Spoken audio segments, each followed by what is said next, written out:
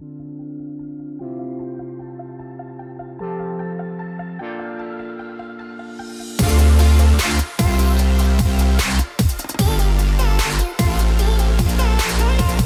à tous et bienvenue dans ce nouveau webinaire. On est très heureux de vous retrouver donc aujourd'hui pour un retour d'expérience. Nous allons parler d'échanges internationaux.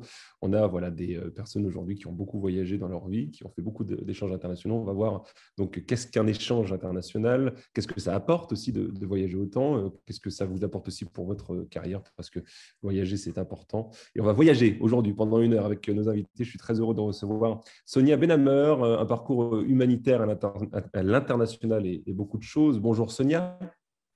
Bonjour. Wafa Neka, elle est étudiante en psychologie sociale à l'université. Bonjour Wafa. Bonjour. Naïma Dionou, étudiante en licence de lettres option média. Bonjour. Bonjour. Et pour terminer, Aïcha Marabou qui travaille dans la communication chez Canal+.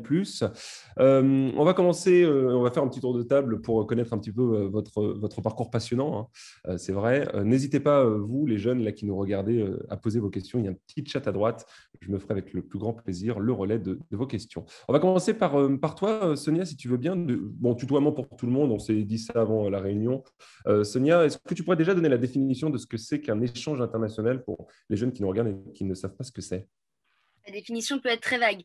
On peut aller à l'international à la fois pour faire un stage, Ouais. à la fois pour aller dans une université qui peut être à la fois voisine, c'est-à-dire dans l'Union européenne, ou un peu plus loin, partout dans le monde. Dans ce cas, on appelle un échange universitaire. Et pour ma part, j'ai fait un stage à l'étranger. Voilà, donc la définition a été donnée, c'est bon, la base est posée. Tu as fait un stage à l'international. Est-ce que tu peux raconter un petit peu ton parcours? Qu'est-ce qui s'est passé? Bien sûr. Alors moi, c'est un stage imposé. Je suis à Sciences Po et en troisième année, on impose de partir à l'étranger. D'accord. On avait le choix entre faire un échange universitaire ou faire un stage d'un an. En l'occurrence, j'ai fait 2 stages, un stage de 6 mois en Malaisie, à la capitale, Kuala Lumpur, et un stage de 6 mois au Liban, aussi à la capitale, à Beyrouth. À Beyrouth, voilà. Donc, on verra pourquoi ces destinations, comment ça s'est passé sur place, parce que j'imagine que tu as dû voir des choses passionnantes et surtout ce que ça t'a apporté humainement. Wafa, on va passer à toi un petit peu ton parcours. Où est-ce que tu es allé? Dis-nous tout. Du coup, moi, c'était en troisième année de licence. J'ai décidé de partir en échange pour faire mon premier semestre aux États-Unis. Ouais. Et du coup, j'ai passé mon premier semestre de L3 à New York. Oh, la classe, la classe. Est-ce qu'à la manière de Sonia, c'était obligatoire ou c'est toi qui t'es dit, tiens, non, il faut que j'y aille, il faut que je voyage un peu? Non, pas du tout. C'était choisi et vu les procédures administratives, etc., c'était un parcours assez complexe pour y arriver. D'accord. Et ben, on verra ça après en détail, effectivement, et voir aussi comment tu t'es débrouillée pour partir à New York comme ça toute seule, surtout en licence 3, assez jeune quand même. Donc, ça va nous passionner. Naïma, de ton côté, où est-ce que tu es allée? Où as-tu posé tes bagages? Dis-nous tout. Alors, moi, je suis allée en Croatie et comme Wafa, c'est à la fac, en fait, c'est facultatif. Et moi, c'est dans le D'accord. cadre d'Erasmus. Donc, Erasmus, c'est toutes les destinations qui font partie de l'Union européenne. Et du coup, voilà. D'accord, très bien. Erasmus, on expliquera aussi un petit peu pour les jeunes qui nous regardent et qui ne connaissent pas forcément, mais ça nous permet aussi de partir faire des échanges internationaux. Aïcha, de ton côté, où est-ce que tu es partie? Fais-nous rêver. Moi, de mon côté, je suis partie en Côte d'Ivoire pour effectuer Wow. un VIE. D'accord, Donc, VIE, donc on peut expliquer, c'est ouais. volontariat. C'est un volontariat international en entreprise. Et en fait, c'est une mission un petit peu particulière qui s'effectue soit en fin d'études, soit après avoir été diplômé. Ok. Et donc, il s'agit d'une expérience qu'on a dans une entreprise française qui a une filiale basée à l'étranger. Ok, d'accord. Donc toi, que Côte d'Ivoire ou tu es parti ailleurs aussi? J'ai fait mon VIE en Côte d'Ivoire, mais avant ça, j'avais déjà fait des stages à l'étranger, notamment aux États-Unis et en Angleterre. On va rentrer maintenant dans le vif du sujet. On va commencer par toi, Sonia. Sur le plan humain, sur le plan professionnel, qu'est-ce que ça t'a appris, cet échange international, ce, entre guillemets, stage en Malaisie et du côté du Liban à Beyrouth? D'abord, j'ai identifié des stages qui pouvaient m'apporter un plus dans ma carrière professionnelle. Ouais. Pour être très concrète, en Malaisie, j'étais chargée de développement pour une start-up. Ok. Je peux aussi vous dire le nom parce que si vous voulez peut-être trouver un stage chez eux, n'hésitez pas à me contacter. C'est Bidji. Ça sonne assez étrangement en français, mais voilà, ça s'appelle Bidji. Et au Liban, c'était 26 Letters. Donc, Au Liban, j'étais sur une mission humanitaire. J'étais professeur pour les réfugiés syriens. Incroyable. Ouais, c'était super, c'était une très très belle expérience. J'imagine. Pas de tout repos, je raconterai peut-être pourquoi plus tard. Du coup, pour en revenir sur la Malaisie, c'était à la fois pour avoir une belle expérience professionnelle à l'étranger, du coup en anglais. C'était un peu de la triche parce que ma sœur était déjà partie en Malaisie avant moi, 2 ans avant. Donc c'est vrai que ça m'a Elle aidé a dû déblayer un peu le terrain, quoi. voilà, ça m'a aidé à franchir le cap. Ouais. C'est vrai que je connaissais personne sur le terrain. Ça peut être une crainte. Mais il faut se dire qu'il y a plein de groupes Facebook, par exemple, les Français, pour moi, à Kuala Lumpur, ou les Français en Malaisie, ou les Français peut-être à New York pour Wafa, qui nous permettent de rencontrer pas mal de monde. Et puis, dans notre stage aussi, voilà, on rencontre pas mal de monde également. D'accord. Voilà, donc expérience professionnelle, certaine. Expérience aussi sur le plan humanitaire, pour répondre à ta question. L'idée, c'est qu'on rencontre pas mal de monde différent de ce qu'on connaît réellement. Ouais. Parce que j'en ai profité pour voyager pas mal. Pour tout vous dire, je voyageais quasiment tous les week-ends. Mon stage me le permettait. Donc, j'ai pas mal voyagé en Asie notamment et au Moyen-Orient. Et on rencontre du monde, du beau monde, qui n'ont pas les mêmes cultures que les nôtres. Et du coup, il y a une grosse ouverture d'esprit. Ouais. Ça apporte beaucoup. Et sur le plan aussi personnel, moi j'ai choisi aussi de partir un peu loin de la France pour être complètement responsable. J'ai été confrontée par exemple 3 jours après mon arrivée à Kuala Lumpur à la perte de mon portefeuille avec toutes mes cartes bancaires. Donc c'était aussi une belle expérience que de savoir rebondir quand on est seul, loin de ses parents à Ouais. l'étranger. Donc c'était aussi pour ce côté prise de confiance en soi et prise de responsabilité. Mon Dieu, mais comment t'as fait après pour te débrouiller avec ça, là? Eh ben écoute, c'est passé par le poste de police, Oh là pour là. faire une déclaration de perte, par les vérifications de caméra, Ouais, je vois le genre. voilà. Je vois le genre. Et pour revenir un petit peu, tu disais, c'était pas de tout repos du côté de Beyrouth, au Liban, avec les réfugiés syriens. C'est la situation là-bas qui était compliquée? Ouais. Alors, en Malaisie, j'ai fait le choix de prendre un appartement. Voilà, très classique. Il faut savoir que le train de vie est assez facile pour nous, Français. Hein, pour 150 euros, on a une piscine, un sauna, un jacuzzi dans son appart. On a tout ce qu'il faut pour Wow. 100 euros par mois. Ça, c'est juste voilà, génial. C'était aussi l'une des raisons pour laquelle j'ai choisi la Malaisie après ma sœur. Au Liban, j'ai fait le choix de partir chez une famille. Je voulais D'accord. être en immersion totale. Donc, je suis restée pendant 6 mois chez une famille libanaise dont le père faisait partie de l'armée, donc il connaissait assez bien le terrain. On a eu de longues et belles discussions. Et alors, quand je disais que ce n'était pas de tout repos, c'est à la fois pour la situation politique du Liban, qui fait qu'il y a des tensions, de fortes tensions entre les communautés. Par exemple, je travaillais dans une école, elle a été brûlée par les chrétiens qui ne voulaient pas qu'on aide les musulmans. Et puis, il y a aussi des musulmans qui poignardaient les chrétiens, encore une Ouais, fois pour des raisons complètement religieuses. Donc, nous, Français qui voyons ça, c'est vrai que c'est assez choquant. ouais, Euh, bien sûr. voilà. Donc, c'est pour ça que je disais que ce n'est pas de tout repos. Et Et au on l'imagine. contraire, c'est aussi une belle expérience dans le sens surprenante. Ouais, Parce que quand on voit à quel point je peux prendre un exemple très basique, hein, leurs centres commerciaux sont développés, on se dit, ah oui, je ne pensais pas. Quand on ouais. voit de géants tours en Malaisie, on se dit, ah oui, je ne pensais pas non plus. Ouais, ça te permet aussi de découvrir et d'être surprise. J'imagine que c'est de surprise en surprise, ces voyages. Wafa, toi, de ton côté, est-ce que, voilà, comme Sonia, ça t'a apporté énormément sur le plan humain, sur le plan professionnel? Alors oui, c'est vachement intéressant, surtout bah, comme Sonia, le fait de pouvoir rencontrer d'autres personnes, on peut un peu mieux comprendre le système. Ouais, Après, j'ai compris aussi que les États-Unis, et en particulier une ville comme New York, c'est un système très capitaliste et très individualiste, c'est-à-dire qu'il y avait moins cet esprit de communauté qu'on peut retrouver. Mais sur un plan professionnel, j'ai pu énormément évoluer parce que j'ai pu faire du bénévolat dans une association. J'ai mhm. pu participer aux différentes associations de l'université. Et en fait, tout ce qui est visite d'entreprise, etc., c'était super intéressant de voir en fait un autre modèle de travail là-bas aux États-Unis et qui, comparé à la France, en fait, c'est assez différent. C'est-à-dire que, par exemple, là-bas, ils vont répondre aux mails à la minute près. Enfin, le système même à l'université, l'administration, etc., c'est très différent. Mais après, c'est aussi parce que derrière, l'université coûte aussi très cher par rapport à la France. En fait, on est vraiment sur un autre système, une autre organisation complètement différente. Et c'est intéressant en fait de voir ça en allant directement sur le terrain et pour avoir un peu une vision plus réaliste de ce que représentent en général les États-Unis. D'accord. Naïma, toi, de ton côté, ça t'a apporté des choses sur le plan humain, sur le plan professionnel? Même question? Bah, sur le plan humain, clairement, parce que même si la Croatie, c'est pas hyper loin en termes de distance, Ouais. en termes, enfin, il y a énormément de différences. Déjà, la différence la plus frappante, c'est que c'est pas du tout un pays cosmopolite. Et c'est ça qui m'a fait le plus sortir de ma zone de confort, parce que vraiment, voilà, j'étais partie quand même avec des appréhensions sur ce pays voilà, qui est pas connu pour avoir une énorme diversité. Et du coup, enfin, j'étais agréablement surprise de voir que finalement, je m'en sortais plutôt bien et qu'il y avait des gens, enfin, il y a des gens bienveillants partout finalement. Du coup, ça a été vraiment agréable. Et sur ce plan-là, je pense que c'est vraiment là que j'ai évolué. Et aussi le fait d'être toute seule avec plein de gens que je connais pas et devoir me débrouiller, ça m'a énormément aidé. Et après, je pense que sur le plan professionnel, je vais surtout le ressentir dans l'avenir grâce à mon anglais quand je vais revendre cette expérience sur le marché du travail. Oui, bah super, voilà.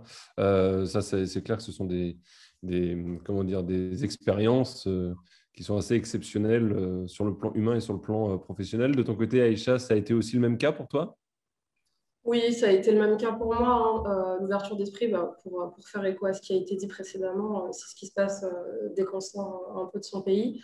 Pour Mhm. ma part, ça a été vraiment une expérience hyper enrichissante sur cet aspect-là.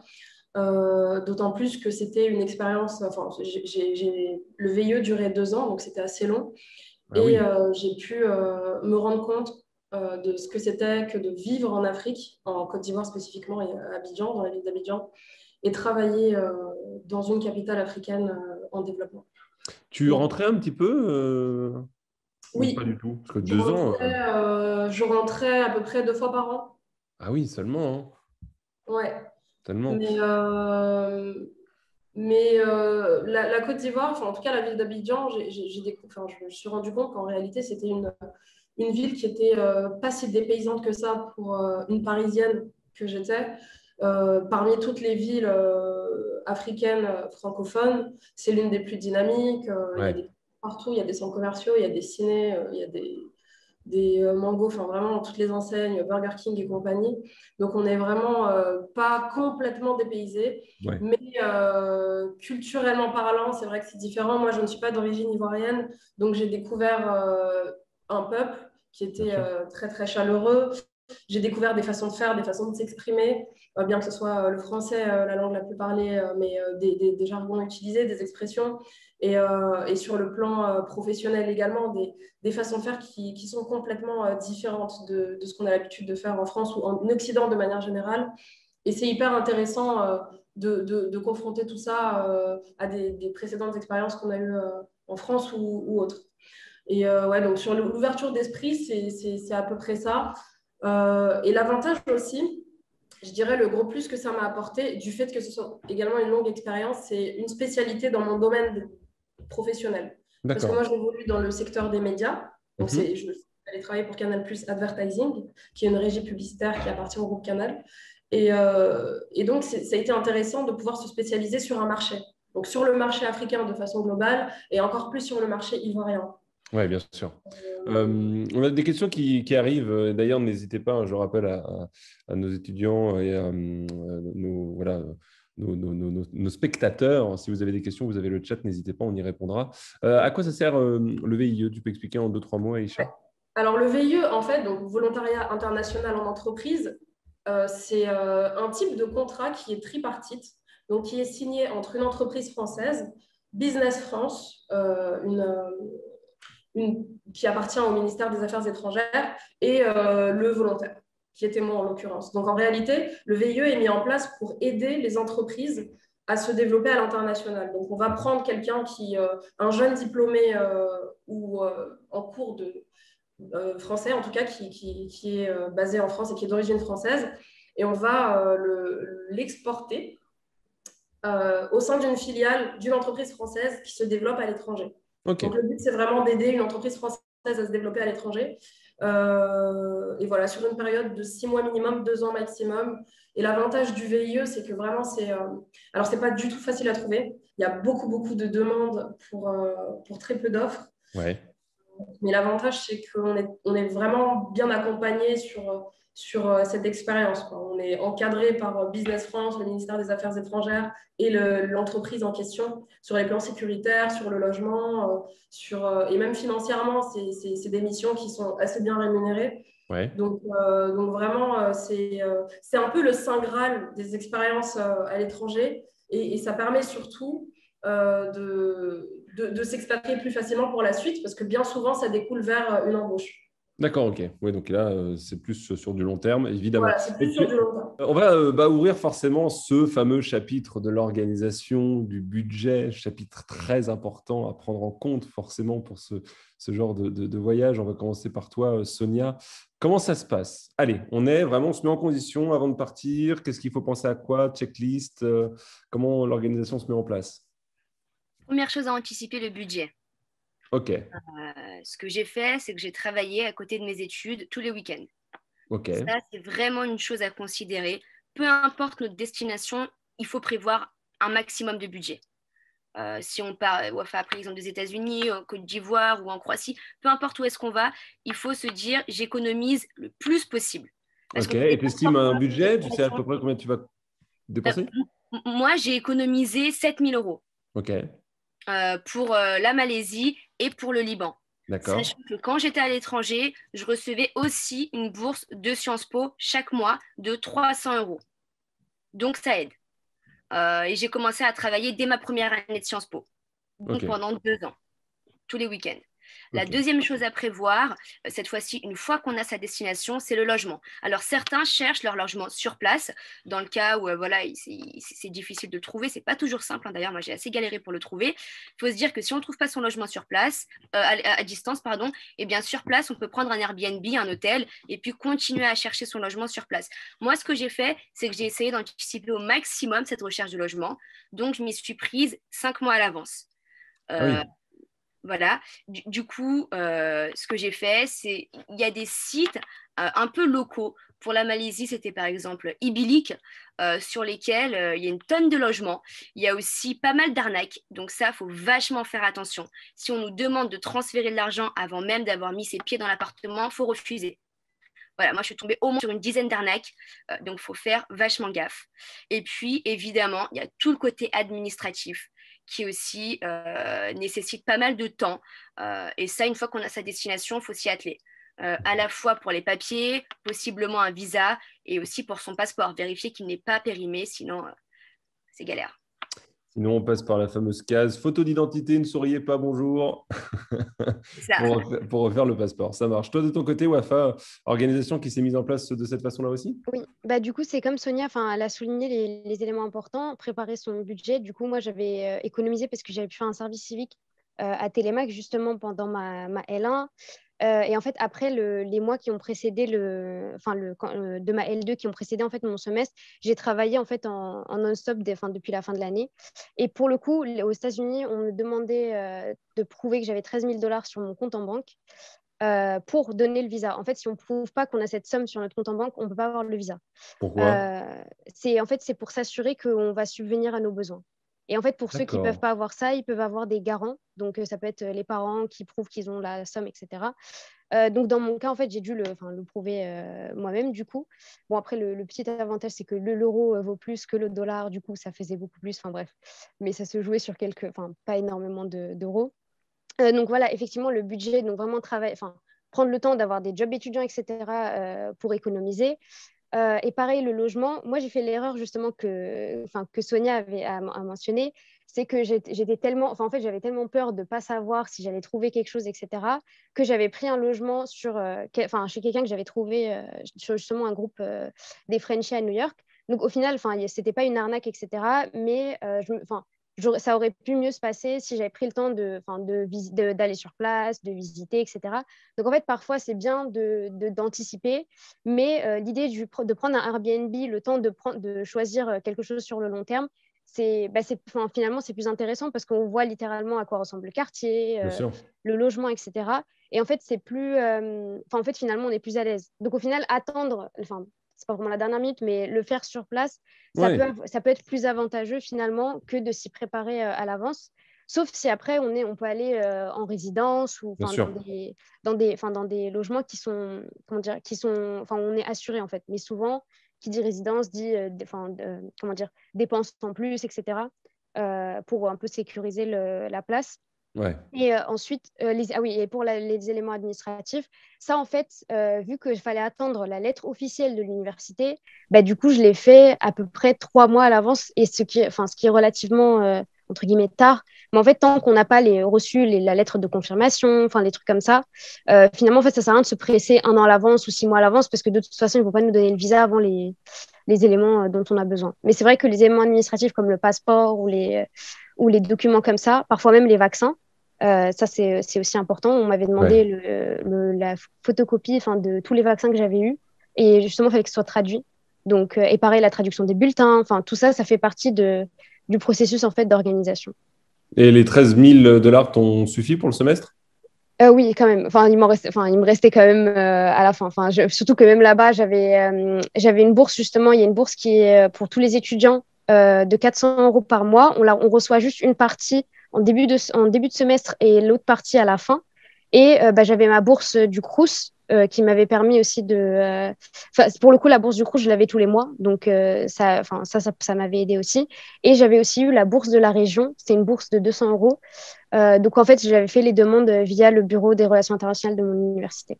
D'accord, bon, c'est important aussi de souligner qu'il y a des aides qui permettent aussi de gagner de l'argent, même à l'autre bout du monde. Voilà. Naïma, toi, de ton côté, l'organisation pour le départ en Croatie, maillot de bain, et d'autres choses, j'imagine. Oui, en fait, moi, c'était beaucoup plus simple parce qu'en fait, l'université, elle avait envoyé un mail en disant qu'ils proposaient des chambres. Et premier arrivé, premier servi. Il y avait 2 chambres. D'accord. Et dès que j'ai reçu le mail, j'ai directement répondu oui, parce que je me suis dit, j'ai pas envie de chercher, etc.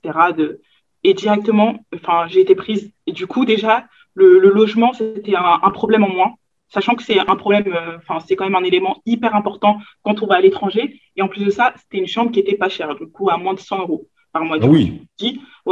Du coup, c'était vraiment une charge mentale en moins. Et après, il y a le coût de la vie. Du coup, faut savoir que la Croatie, c'est pas un pays cher. Et juste en travaillant l'été, ça m'a suffi parce qu'en fait, avec les bourses, j'aurais pu avoir assez pour vivre là-bas parce que ça m'aurait fait, j'avais 500 € de bourse. Et 500 € en Croatie, tu peux vivre bien, surtout si tu as une chambre à 100 €, tu vis bien en Croatie. Mais comme les bourses, elles n'arrivent pas forcément tôt, je voulais pas être dépendante de ça. Du coup, ce que j'ai fait, c'est que j'ai travaillé l'été en me disant, au moins, j'ai de l'argent en sécurité. Du coup, j'avais environ 1 000 € que je m'étais fait l'été et je suis partie comme ça. Et du coup, dès que j'ai eu la bourse, c'était bénéf, quoi. J'étais à l'aise et avec le combo des deux. Du coup, comme Wafa, j'ai eu la bourse Mobilité Île-de-France plus la bourse Erasmus aussi. Du coup, Erasmus, ils font des bourses en fonction du pays où vous allez. Du coup, plus vous allez dans un pays cher, comme par exemple l'Angleterre, plus vous donnez une bourse élevée. Mais quand même, ça va pas tout vous payer. Par exemple, pour l'Angleterre, c'est genre 300 € de bourse. Et je sais qu'à Londres, avec 300 €, tu vis pas, quoi. Pas assez. Du coup, c'est pour ça que la Croatie, pour moi, c'était stratégique parce que avec 500 €, je vivais bien là-bas. Et du coup, voilà, l'organisation, elle s'est faite comme ça. D'accord, ok, ça marche. Et pour toi, Aïcha, combien de temps ça a duré, l'organisation? L'organisation n'a pas duré énormément de temps. Bon, alors, mon cas est un peu particulier parce qu'en réalité, avant de commencer mon VIE, j'ai fait 3 mois de stage en Côte d'Ivoire, qui n'était pas du tout dans l'entreprise dans laquelle j'étais en VIE. Donc, pour ce qui concerne les 3 mois de stage qui m'ont permis d'arriver déjà en Côte d'Ivoire, j'avais fait de l'intérim avant d'y aller. Je voulais absolument en fait vivre une expérience à l'étranger. J'étais en attente d'une réponse pour le VIE et tout, donc j'avais mis ça de côté et je m'étais dit je vais faire un stage. J'ai donc économisé pendant 3 mois. Je crois que j'ai mis de côté 1 000 € par mois. Je me suis dit que je devrais pouvoir m'en sortir avec 1 000 € par mois pour les 3 mois, donc 3 000 €. Ensuite, déjà, le premier conseil que je peux donner avant tout, c'est d'entrer en connexion avec toutes les personnes qu'on connaît, qui ont déjà été dans le pays ou qui y sont. Ça, c'est la première chose à faire pour avoir des tips, pour se rendre un petit peu mieux compte des réalités locales. Parce que parfois, on check et tout sur Internet, mais une distance il y a écrit, je ne sais pas, entre le bureau et le logement en 20 minutes, alors qu'en réalité, si tu prends en compte les bouchons et tout, tu en as pour 1 heure et demie. Donc, c'est vraiment hyper important d'être en contact avec des personnes qui connaissent le terrain, dans la mesure du possible. Donc, ça, c'était la première chose. Après, l'avantage de la Côte d'Ivoire, c'est que c'est un pays dans lequel tu peux t'en sortir, entre guillemets, peu importe ton budget. Tu peux très bien vivre, enfin, très bien. Tu peux vivre avec 100 euros par mois, vraiment, parce qu'il y a de la street food qui coûte vraiment pas cher, etc. Et tu peux également ne pas estimer avoir suffisamment d'argent avec 2 000 euros par mois. Donc, c'est vraiment... c'est un pays où il y a d'énormes disparités sociales, donc on se place en fonction de sa bourse. C'est vraiment comme ça que ça se passe. Donc, on va manger plutôt du street food, aller faire ses courses au marché et tout, si on a que 100 euros par mois, et on va faire autrement si on a plus. Maintenant, pour ce qui concerne le VIE, en termes d'organisation, c'est très cadré. C'est très on est vraiment accompagné par Business France. On a des visites médicales à faire en amont. On a, Ok. Il te guide bien à chaque fois. Ouais, on est guidé. Mais il y a des étapes à franchir pour pouvoir partir, quoi. On doit valider la visite médicale, on doit avoir fait son vaccin de la fièvre jaune, on doit avoir vu comment ça se passait au niveau du paludisme et tout ça. Voilà, il y a plein de choses à checker au fur et à mesure, donc ça va, ça ne demande pas trop d'organisation. Et après, on est accompagné pour les missions longues, en tout cas de plus d'1 an. On a le billet qui est pris en charge, qui est pris par l'entreprise. Pour les bagages, c'est pareil, ils gèrent tout, ils gèrent beaucoup de choses. Donc, c'est pour ça que je disais que le VIE, c'est assez aidant sur la démarche. Mais ce n'est pas le cas pour les stages ou d'autres types de contrats. Donc, c'est pas pour rien que, comme tu disais tout à l'heure, le VIE est un peu le Saint Graal. C'est parce que oui, c'est un peu le Saint Graal. C'est pour ça que ça permet aussi d'avoir. Même financièrement, pour comparer, quand j'étais en stage, c'était un stage rémunéré, mais j'étais payée 90 euros par mois. Donc, sachant que je devais payer mon logement et tout ce qu'il y avait derrière, donc en réalité, voilà, j'ai été payée pour ajouter de l'argent dans l'enveloppe et pouvoir payer mon logement, etc. Donc, voilà, mais en VIE, selon le pays, il y a une base, en fait, qui est adaptée selon le pays dans lequel tu te situes. Donc, et en tant que VIE, de toute façon, les prix sont disponibles sur Business France, pays par pays, sur le site de Business France. Mais pour le VIE en Côte d'Ivoire, on est aux alentours des 2 000 euros par mois. Donc, on s'en sort. Oui, bien sûr, surtout si le coût de la vie est, entre guillemets, beaucoup moins cher que la France, donc c'est un avantage. On va faire un dernier petit tour de table, parce qu'on arrive déjà presque à la fin de ce webinaire. On va commencer par toi, Sonia. J'aimerais, en quelques mots, que tu conseilles peut-être, ou que tu donnes l'envie à ceux qui hésitent encore un petit peu à franchir le cap. Qu'est-ce que tu pourrais leur dire pour leur donner encore plus l'envie de partir voyager et faire des échanges? Ça va être très simple. Si vous avez l'opportunité de partir à l'étranger, saisissez-la. Je pense qu'on l'a vu, chacune de nos expériences est différente. C'est vraiment quelque chose d'unique à vivre. Pour compléter les propos d'Aïcha sur la prise de contact avec des locaux, n'hésitez pas à aller regarder du côté du réseau étudiant de votre école, par exemple. Peut-être que des personnes ont déjà travaillé, ont déjà fait un stage dans une des destinations que vous convoitez. Aussi, utilisez le réseau LinkedIn qui est très, très, très utile. C'est comme ça d'ailleurs que j'ai trouvé mon premier stage. Donc, n'hésitez pas à aller vers les gens, à leur envoyer des messages, à demander des informations, voire à leur proposer des appels, notamment par WhatsApp. Ce sera gratuit. Et puis, il ne faut pas oublier qu'un voyage, c'est quelque chose qui se prépare. Donc, essayez d'anticiper au maximum, notamment au niveau budget. Ça, c'est important. C'est important. Ok, c'est des super conseils que tu apportes. Merci beaucoup, Sonia. Est-ce que tu voudrais rajouter quelque chose, Wafa, ou qu'est-ce que tu as envie de dire? Vas-y, adresse-toi à ces jeunes qui nous regardent. Je suis totalement d'accord avec Sonia. Je pense que l'un des maîtres mots, c'est oser. C'est-à-dire que là, on va parler, il y a beaucoup de procédures, etc. Mais en fait, quand on s'organise un peu à l'avance, qu'on sait déjà, qu'on a déjà nos objectifs et ce qu'on a envie en fait de tirer de cette expérience, il ne faut pas aussi oublier pourquoi on le fait, pourquoi on a envie de partir. C'est qu'il y a aussi cette envie. Donc, il ne faut pas non plus avoir peur en se disant soit le budget, soit l'organisation, l'administration, etc. Et vraiment oser et se dire, bah, en fait, je vais faire mon possible. Et dans tous les cas, il y a la possibilité en fait, d'être un peu accompagné. On peut se renseigner, etc. Et même aujourd'hui, c'est un peu la phrase classique qu'on dit tout le temps, mais avec les réseaux sociaux, on peut vraiment aller directement contacter les personnes qui vivent dans le pays en question, les personnes qui ont eu une expérience similaire, etc. Donc vraiment, faut pas non plus s'arrêter juste parce qu'il y a tel ou tel truc qui nous paraît un peu compliqué, parce qu'en fait, il y aura toujours un moyen de le résoudre, en fait. Voilà. C'est important. Il y a à chaque problème sa solution. C'est important de le souligner. Naïma, vas-y, à toi. C'est ton moment discours. Ok. Alors moi, j'ai 3 points importants à mentionner. Déjà, le premier point, on n'est pas obligé d'aller dans un pays anglophone pour apprendre l'anglais. Ça, c'est vraiment un truc, je pense que les gens doivent vraiment le prendre en compte. Et sinon, les 2 autres points importants, c'est qu'il y a la barrière financière et la barrière mentale à briser pour aller, je pense, vivre à l'étranger. Déjà, la barrière financière, elle doit se briser vraiment concrètement en travaillant. Enfin, il y a toujours un moyen de s'en sortir pour anticiper le coût de la vie. Et aussi, on n'est pas obligé de choisir une destination onéreuse. Hein. Il y a des pays qui sont beaucoup moins chers. Du coup, il faut le prendre en compte. Et après, il y a la barrière mentale. Moi, par exemple, pour aller en Croatie, mes parents, ils avaient des appréhensions. Il y a beaucoup de gens qui m'ont dit, mais pourquoi tu vas là-bas et tout, parce que voilà, c'est pas un pays où ils sont habitués à avoir des gens comme moi et tout, du coup.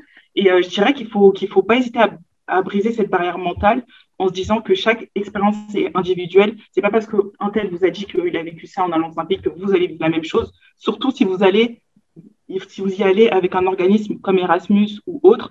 Enfin, pour moi, il n'y a pas de raison que ça se passe mal et voilà. Faites le pas, sautez le pas. Voilà. J'ai bien compris tes mots, Naïma. Et pour terminer, toi, Aïcha, qu'est-ce que tu voudrais dire à nos jeunes?